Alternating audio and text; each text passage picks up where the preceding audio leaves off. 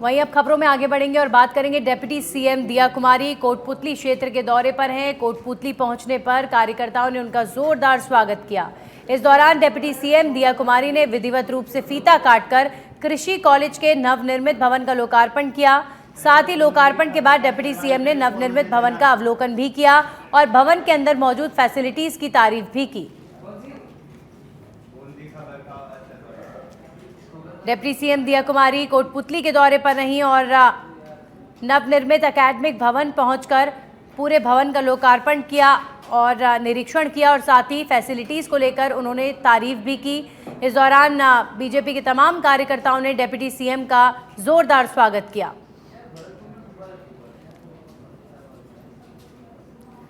तो कोटपुतली दौरे पर हैं डिप्टी सीएम। कृषि कॉलेज के भवन का लोकार्पण करने पहुंची डिप्टी सीएम दिया कुमारी और इस दौरान जोरदार स्वागत कोटपुतली में दिया कुमारी का किया गया।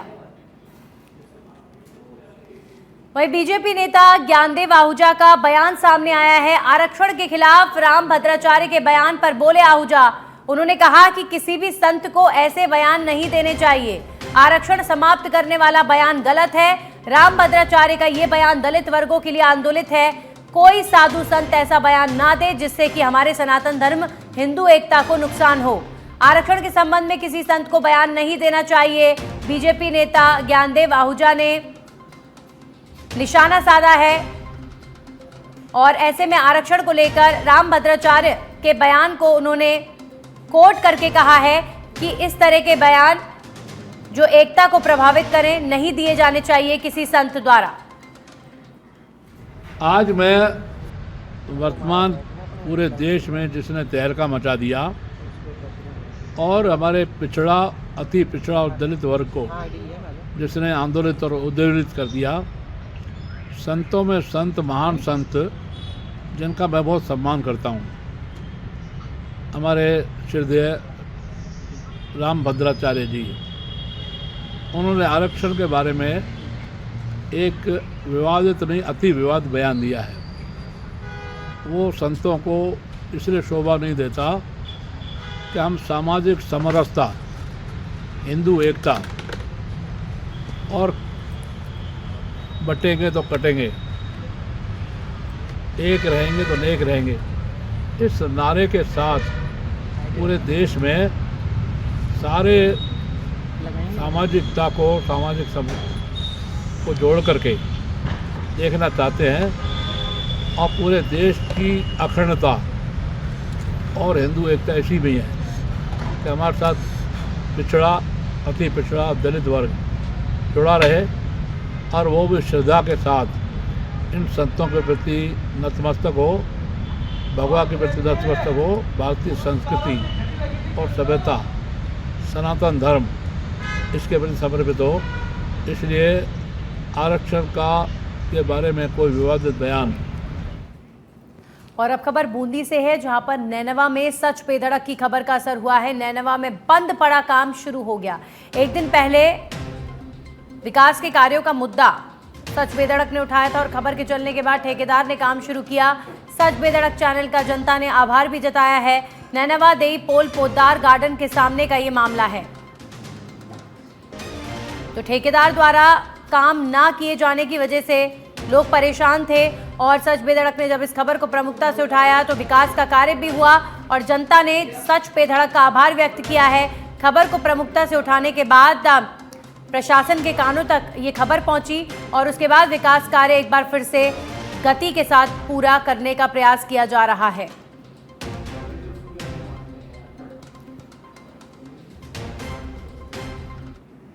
और अब खबर तिजवारा से। तिजवारा को जिला मुख्यालय बनाने को लेकर तिजवारा जिला संघर्ष समिति के बैनर तले विशाल जन रैली निकाली गई, जहां रैली सार्वजनिक निर्माण विभाग के विश्राम गृह से शुरू होकर मुख्य बाजार होते हुए उपखंड अधिकारी कार्यालय पहुंची। इस दौरान संघर्ष समिति के प्रतिनिधि मंडल ने उपखंड अधिकारी को मुख्यमंत्री के नाम ज्ञापन सौंपा है और तिजवारा को जिला मुख्यालय बनाने की मांग रखी गई है। तो उपखंड अधिकारी को सीएम के नाम ज्ञापन सौंपा गया। तिजवारा को जिला मुख्यालय बनाने की मांग की जा रही है।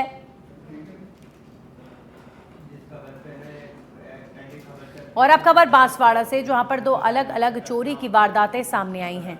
आपको बता दें कि शादी समारोह से अज्ञात बदमाशों ने एक बैग से लाखों की नकदी पार कर ली। वहीं दूसरी जगह पार्किंग में खड़ी कार से गहने और कैश चोरी किए गए।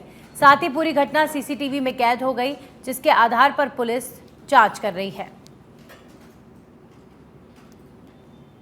पिछले दिनों में ये घटनाएं हुई है और इस संबंध में हमने फुटेज वगैरह भी खंगाले हैं, शहर में इसकी तलाश भी कर रहे हैं।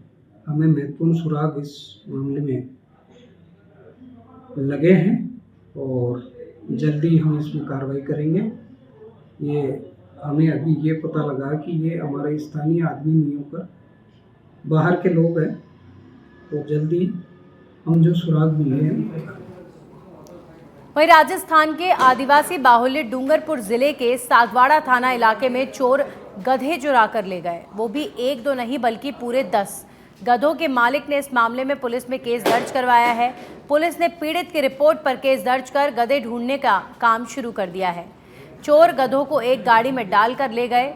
अभी तक गधों का कुछ पता नहीं चल पाया है। पुलिस का कहना है कि अभी फिलहाल पीड़ित की शिकायत पर सुनवाई हो रही है। सागवाड़ा थानाधिकारी के अनुसार जोधपुरा गांव में डेरे से चरने गए 10 गधे चोरी हो गए। बदमाश उनको एक गाड़ी में डालकर लेकर चले गए। इस संबंध में जालौर जिले के आहोर थाना इलाके के आरजी निवासी मालाराम रेवारी ने रिपोर्ट दर्ज करवाई है।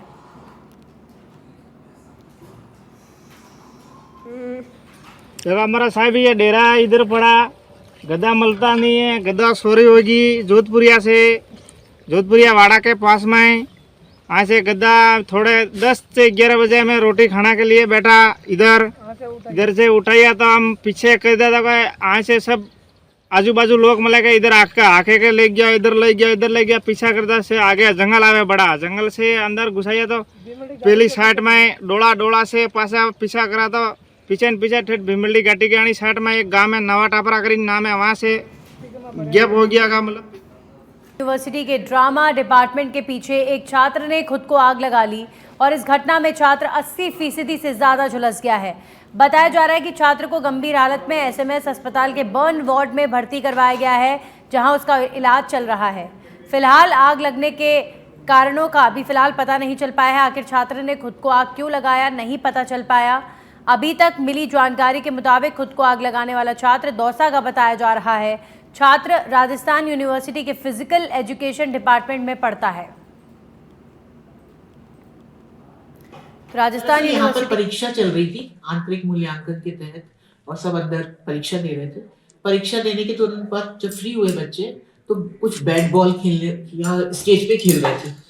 अचानक उनकी बॉल पीछे गई और देखा एक लड़का जो है अपने ऊपर आग लगा के और बचाओ बचाओ चिल्ला रहा है, और फिर वो पूरा दौड़ा चारों तरफ। अचानक फिर देखा तो इसके साथ एक लड़की भी थी और वो लड़की मैरिड लग रही थी, क्योंकि उसके जो संकेत हमें मिले मंगलसूत्र उसमें सिंदूर भी लगा हुआ था। और तुरंत हमने वीसी के यहाँ सूचना दे दी, PA to VC Manoj Gurjar को, और उन्होंने प्रोक्टोरियल बोर्ड। वहीं बीकानेर हाउस कुर्की आदेश को लेकर बड़ी खबर। राजस्थान सरकार ने मामले की गंभीरता के चलते निर्णय लिया।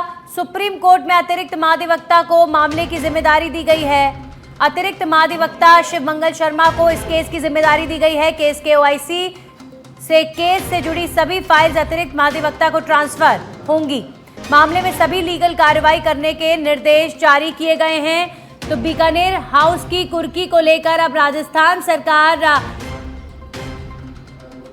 काफी स्ट्रॉन्ग तरीके से अपना पक्ष भी कोर्ट में रखना चाहता है और इसीलिए अतिरिक्त महाधिवक्ता को अपॉइंट किया गया है। इस केस की जिम्मेदारी दी गई है। केस के OIC से केस से जुड़ी सभी फाइल्स अतिरिक्त महाधिवक्ता को ट्रांसफर की जाएगी।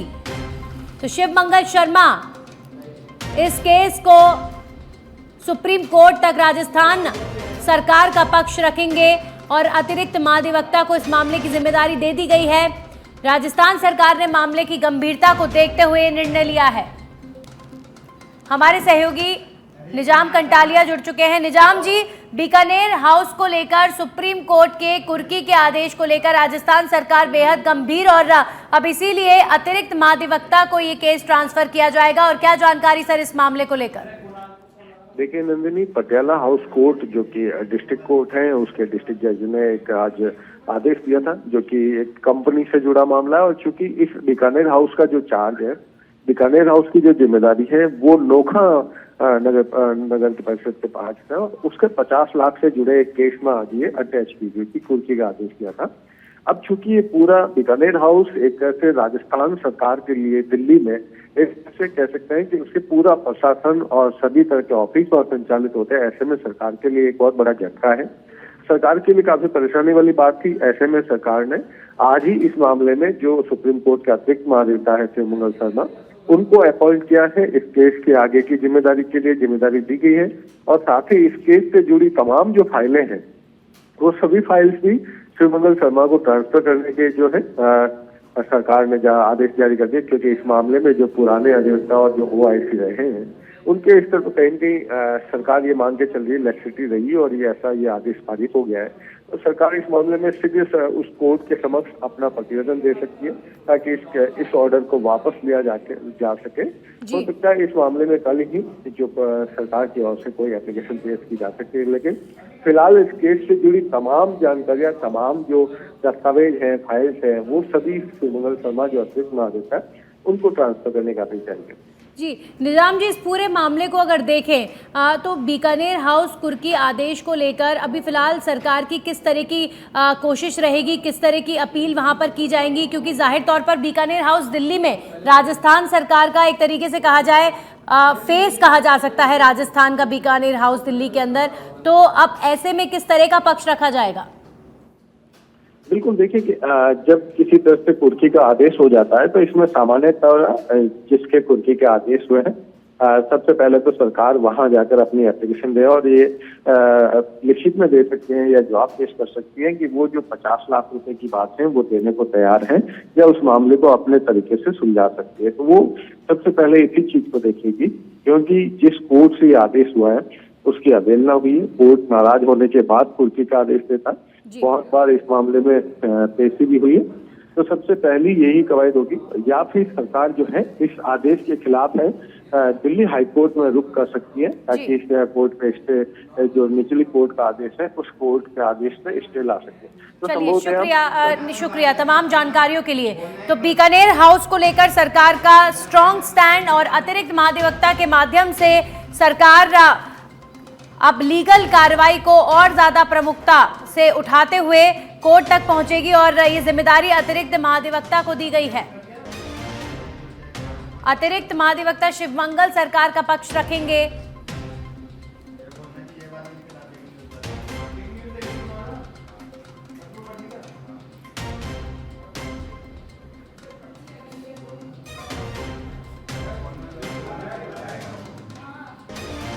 राजस्थान सरकार का बड़ा फैसला, अतिरिक्त महाधिवक्ता शिवमंगल शर्मा बीकानेर हाउस कुर्की केस की दलीलें कोर्ट में रखेंगे। उन्हें ये जिम्मेदारी दी गई है। केस के OIC से केस के जो डॉक्यूमेंट्स हैं वो महाधिवक्ता को ट्रांसफर किए जाएंगे। लीगल कार्रवाई में राजस्थान सरकार अपना सॉलिड पक्ष रखने की तैयारी में है। वहीं पूर्व मुख्यमंत्री अशोक गहलोत एयरपोर्ट पहुंचे हैं। राहुल गांधी को रिसीव करने के लिए पूर्व CM अशोक गहलोत एयरपोर्ट पर पहुंच चुके हैं।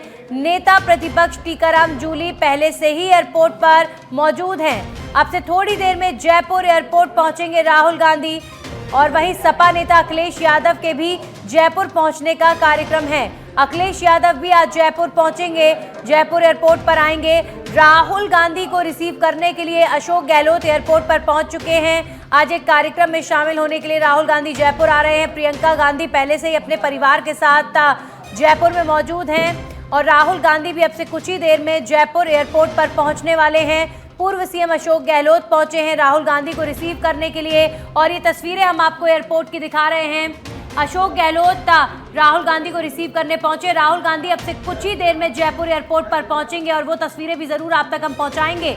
राहुल गांधी आज एक कार्यक्रम में शामिल होने के लिए जयपुर आ रहे हैं, और प्रियंका गांधी पहले से ही जयपुर में मौजूद है अपने परिवार के साथ। इसी बीच ये भी जानकारी आ रही है कि सपा नेता अखिलेश यादव भी आज जयपुर पहुंचेंगे, और अब से कुछ ही देर में वो भी जयपुर एयरपोर्ट पर आएंगे।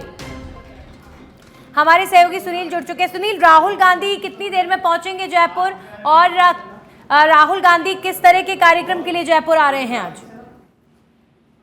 बिल्कुल, देखिए राहुल गांधी अभी जयपुर एयरपोर्ट पर पहुंच चुके हैं, यानी फ्लाइट उनकी जो जेट है उनका वो उतर चुका है और कुछ ही देर में बाहर निकलेंगे, क्योंकि 4:30 बजे का जो जयपुर एयरपोर्ट पहुंचने का उनका कार्यक्रम था, तो तय समय से वो जयपुर एयरपोर्ट के अंदर पहुंच गए हैं। कुछ ही देर में जयपुर एयरपोर्ट से बाहर निकलेंगे। इससे पहले पूर्व मुख्यमंत्री अशोक गहलोत और नेता प्रतिपक्ष टीकाराम जूली उनको रिसीव करने, उनकी अगवानी करने के लिए पहले ही एयरपोर्ट पर पहुंच गए थे और अब कुछ ही देर में तीनों साथ निकलेंगे।